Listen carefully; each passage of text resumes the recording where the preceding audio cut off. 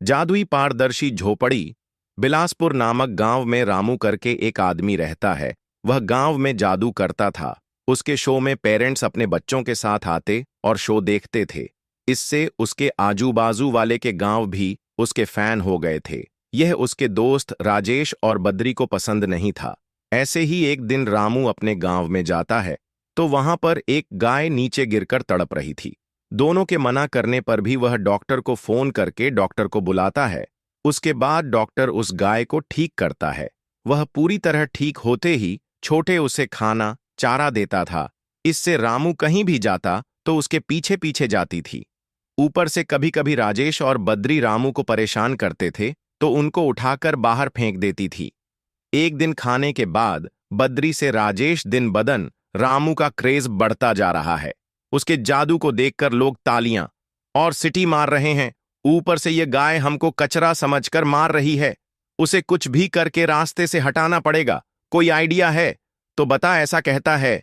तो बद्री, मैं कब से उसके लिए स्केच बना रहा हूं।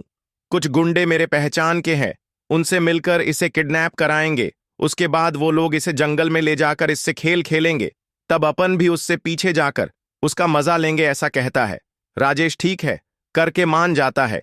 उसके दूसरे दिन बद्री राजेश कुछ गुंडे को बुलाकर रामू के बारे में प्लान बताकर उनको एक गाड़ी के लिए पैसा देते हैं। वह लेकर गुंडे वहां से चले जाते हैं। दूसरे दिन रामू अकेले ही जा रहा था। यह देखकर उसे किडनैप करके जीप में बिठाते हैं। वो देखकर गाय भी उनके पीछे जाती है।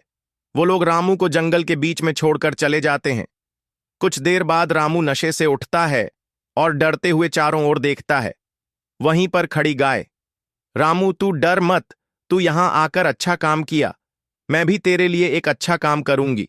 मैं काम बहनी हूं। मैं तेरे लिए एक घर बनाती हूं। तेरी इच्छा क्या है?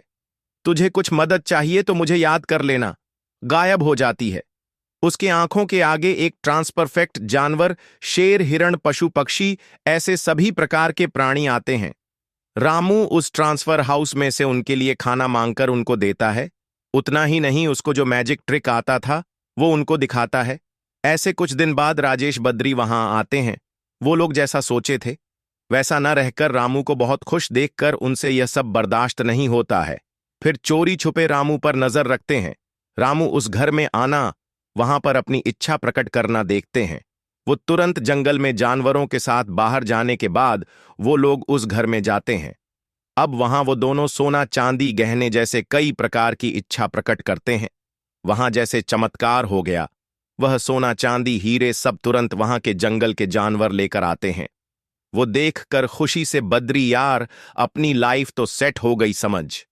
अब अपना अगला काम उस रामू को खत्म करना है।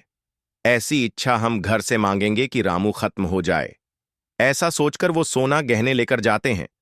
वह जानवर सोना गहने वहां पर रखकर राजेश और बद्री पर हमला करने की तैयारी करते हैं। यह देखकर वह दोनों वहां से डर कर भागने लगते हैं। उनके पीछे जंगल के जानवर भाग रहे थे। वो देखकर कुछ दूर भागने के बाद बद्री से राजेश, क्या मांगा रे दलिदर, ये अपने पीछे भाग रहे हैं। तो बद्री, सॉरी यार, ये सोना हीरे सब मुझे ही मिले और तुझे यह जानवर मार डाले करके मांगा, ऐसा कहता है। तो राजेश, यार मैंने भी मांगा रे, इसलिए ये जानवर अपन दोनों के पीछे भाग रहे हैं करके दोनों भाग रहे। तभी दोनों शेर के मुंह में जाने ही वाले थे। तब वो दोनों जानवर रुक गए, जैसे उन पर किसी ने जादू कर दिया हो। वो देखकर दोनों आश्चर्य होते हैं। फिर वो लोग वापस उस हाउस के पास जाते हैं। वहां जाते ही देखते हैं रामू वहीं पर घर में था। उनको समझ में आ जाता है कि वो लोग जिंदा रहें। रामू ने ही इच्छा प्रकट की। दोनों रामू से गलती हो गई। रामू माफ कर देता है और दोनों उसका धन्यवाद करके वहां से भाग जाते हैं। रामू कुछ दिन जंगल में जानवर के साथ खुशी खुशी रहकर चला गया। इसी प्रकार की मजेदार कहानी देखने के लिए 3D कार्टून के साथ हमारे चैनल को लाइक एंड सब्सक्राइब करते रहे।